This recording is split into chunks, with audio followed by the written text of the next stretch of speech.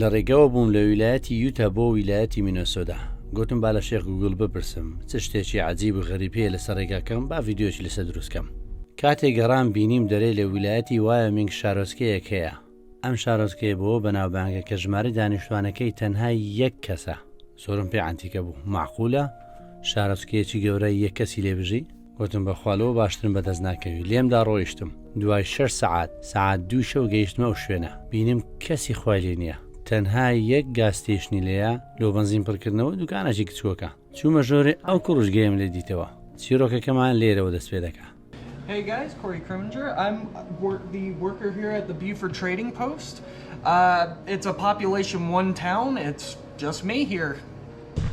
سڵاو بەڕێزان، سعات تقریباً 2 شەوەیە لە وایۆمینگ، زۆر ساردا.